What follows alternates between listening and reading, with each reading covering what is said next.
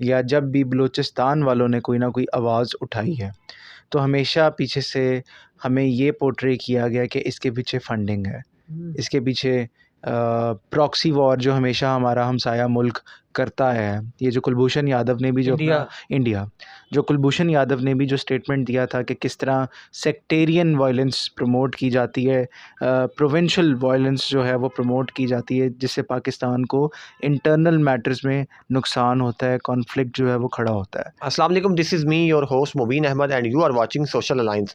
Viewers, मेरे साथ मौजूद हैं international famous astrologer Iraj Hammad. आज हमारा टॉपिक बड़ा इंटरेस्टिंग है।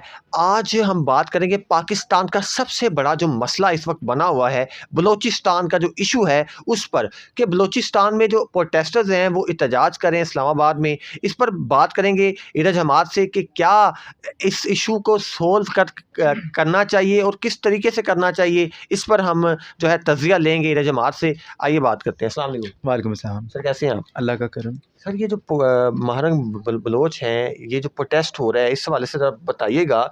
बहुत से लोग जो है अपना अपना नैरेटिव दे रहे हैं सोशल मीडिया पर। आपका क्या तज़िया इस पे?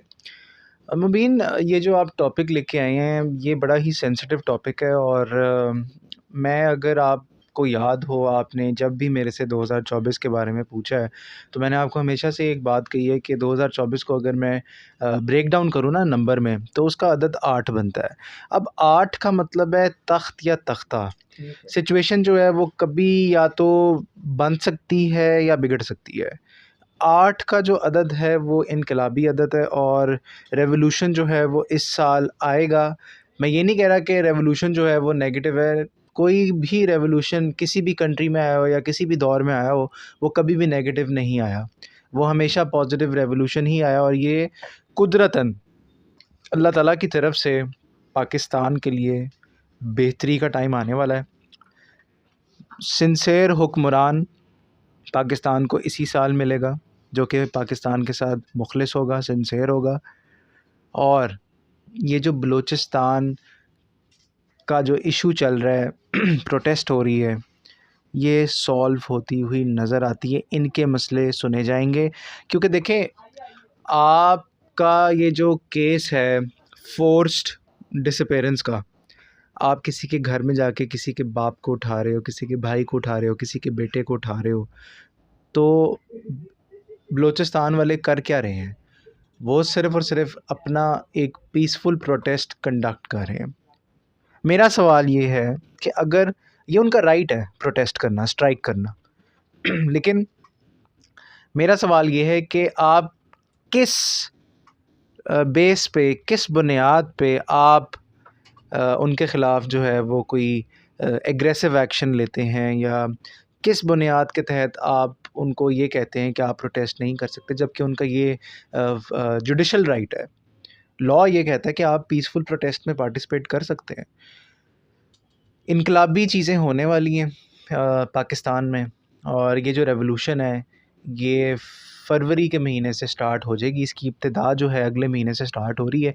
तीसरा महीना पाकिस्तान का बहुत तेज़ी से इनकलाबी तब्दीलियाँ होने जा रही हैं तीसरे महीने। बलूचिस्तान में जो इस वक्त प्रोटेस्टर्स हैं वो अभी तक मौजूद हैं।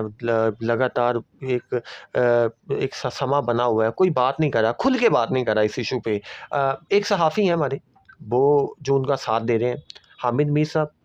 कोई कौन नहीं जानता उनको। पाकिस्तान के एक क्रेडिबल और बड़े ही दबंग सहाफ़ी हैं। वो जो इशू को पूरी दुनिया में जो है इसके हवाले से आवाज़ बुलंद कर रहे हैं और इसको ज़्यादा से ज़्यादा उठा रहे हैं। क्या लगता है आपको, बाकी हमारा जो मीडिया है वो क्यों इस इशू पर खामोश है? देखें, ये बात तो आपको भी पता है कि मीडिया जो है वो क्यों खामोश है, और ये बात मुझे भी पता है कि मीडिया क्यों खामोश है। अच्छे बुरे लोग हर शोबे में होते हैं, हर मीडियम में होते हैं, और इसी तरह अच्छे बुरे लोग जो हैं वो बैठे हैं पीछे सीट पर, जो कि बाकी सारे लोगों को पपेट्स के तौर पे यूज़ कर रहे हैं, और ख़ुद पीछे बैठ के बड़े आराम से टेबल पे पैर रख कर फ़ैसले जो हैं वो जो उनका दिल करता है वो कर रहे होते हैं। तो अब मुबीन, एक इशू ये भी है कि जब भी बलूचिस्तान की साइड से कोई ना कोई इशू हुआ है, या जब भी बलूचिस्तान वालों ने कोई ना कोई आवाज़ उठाई है, तो हमेशा पीछे से हमें ये पोर्ट्रे किया गया कि इसके पीछे फंडिंग है, इसके पीछे प्रॉक्सी वॉर जो हमेशा हमारा हमसाया मुल्क करता है। ये जो कुलभूषण यादव ने भी जो इंडिया जो कुलभूषण यादव ने भी जो स्टेटमेंट दिया था कि किस तरह सेक्टेरियन वायलेंस प्रमोट की जाती है, प्रोविंशियल वायलेंस जो है वो प्रमोट की जाती है, जिससे पाकिस्तान को इंटरनल मैटर्स में नुकसान होता है, कॉन्फ्लिक्ट जो है वो खड़ा होता है। अब ये इतना हसास इशू बन चुका है बलूचिस्तान वाला, लोगों की डिसअपीयरेंस वाला, कि ये बड़ी ही एक बारीक लाइन है। सच क्या है, झूठ क्या है, ये इस सब का ना रायता फैल चुका है। लेकिन मैं ये समझता हूँ कि ये जो इशू है, ये इसी साल सॉर्ट आउट होगा बलूचिस्तान वालों के लिए। किस तरह सोल्व किया जा सकता है इसको? टेबल टॉक के ज़रिए सोल्व किया जा रहा है जा सकता है, या इस तरह प्रोटेस्ट करके, या बहुत से लोग कह रहे हैं कि पाकिस्तान के खिलाफ जो है बगावत हो रही है, ये वाले मामला भी सुनने को नजर आए। आपको क्या लगता है ऐसे तरीके से किस तरह इसको हल किया जा सकता ये है? जो मैंने बात की ना प्रॉक्सी वॉर की और सेक्टेरियन वायलेंस की, सेक्टेरियन वॉर की, तो कुछ लोगों का माइंडसेट है कि प्रोपेगेंडा हो रहा है, लेकिन कुछ लोगों का माइंडसेट है कि प्रोपेगेंडा नहीं हो रहा, गलत उठाया गया। और ये अभी से नहीं उठाया जा रहा, ये मुशर्रफ के दौर से ही ये चीज़ें सारी हो रही हैं। और मैं ये समझता हूँ कि ये टेबल टॉक होगा, और ये जब आपकी निगरान हुकूमत तो नहीं कर सकती, लेकिन जो हुकूमत अब आएगी तो वही बैठ के बलूचिस्तान के लोगों का इशू जो है उसको हाईलाइट करके सुनेगी। तो मैं ये समझता हूँ कि ये बड़ा ही ज़बरदस्त किस्म का एक तब्दीली का स्टार्ट होगा, और इसमें जितने भी जवाबात हैं वो दिए जाएंगे। बहुत से लोग कहते हैं कि इनको इंडिया से फंडिंग होती है, कि जो भी प्रोटेस्टर बैठे हुए हैं इस वक्त, एहतजाज हो रहा है इनके खिलाफ, और जो भी प्रोटेस्ट कर रहे हैं, इनको इंडिया से फंडिंग हो रही है। आपको क्या लगता है? देखें, कहना ये कि फ़ंडिंग इधर से हो रही है या फ़ंडिंग बाहर से आ रही है, तो आप किसी की बात पर इस तरह यकीन नहीं कर सकते जब तक आपने अपने एंड से कोई फैक्ट्स और फिगर्स को चेक ना कर लिया हो। आपकी अपनी रिसर्च जो है वो बड़ी मैटर करती है, क्योंकि एक फ़िल्म आई थी हॉलीवुड की, वैग द डॉग। आप भी देखिएगा, मैं अपने नाज़रीन को भी बताता चलूँ।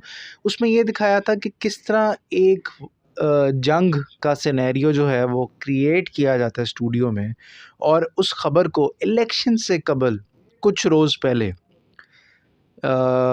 ये दिखाया जाता है कि उस एरिया में जंग हो रही है, बच्चे मर रहे हैं, और औरतें जो हैं वो भी मर रही हैं, शहीद हो रही हैं, और ये जो इलेक्शन में खड़े हुए हैं ये कुछ नहीं कर रहे। तो वो अगर आप फ़िल्म देखेंगे ना, तो आपको असली रोल डिजिटल मीडिया का, और ये जो पीछे फिल्म का नाम क्या? वैग द डॉग, ये एल पचीनो की फ़िल्म है।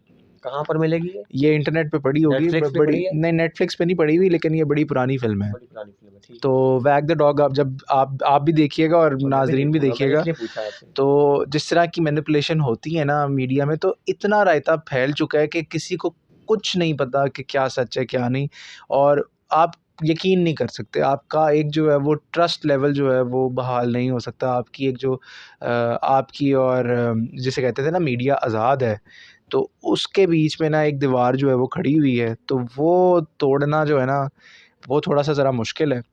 लेकिन हो जाएगा इस साल, क्योंकि 2024 है और 8 का अदद है और इनकलाबी अदद है। ये इशू जो जो सॉल्व हो इंटरनेशनल जाएगा। इशू है, ये इसको ये इंटरनेशनल इशू भी है, और ये बड़ी बदनामी है पाकिस्तान के लिए भी कि आपके अपने मुल्क का एक सूबा है बलूचिस्तान, उसके लोग क्यों बार-बार उठ के आ रहे हैं? इनका मसला क्या? आप लोग क्यों नहीं उनका मसला सुन रहे? तो ये वाला मसला इसी साल हल होता हुआ नज़र आता है। जी नाज़रीन, हमारे साथ famous astrologer, tarot card reader, numerologist Iraj Hamad मौजूद थे। इनसे हमने तज़िया लिया इस हवाले से कि बलूचिस्तान में लगातार प्रोटेस्ट हो रहा है, इसकी बुनियादी वजूहात क्या हैं, और ये भी सवालात लोगों के दिमाग पर उभर रहे थे कि इसके पीछे इंडिया फंडिंग कर रहा है। तो इरज हमाद ने बड़े अच्छे तरीके से इस इशू के हवाले से आवाज़ बुलंद की और आपको बताया कि इसका बैकग्राउंड क्या था, इसका पस मंज़र क्या था। आपको हमारा प्रोग्राम कैसा लगा? अपनी ओपिनियन का इज़हार कमेंट सेक्शन में कीजिएगा। मुझे अपने होस्ट मुबीन अहमद को सोशल अलायंस से इजाज़त दें। नए प्रोग्राम में मुलाकात होगी। अल्लाह हाफ़िज़।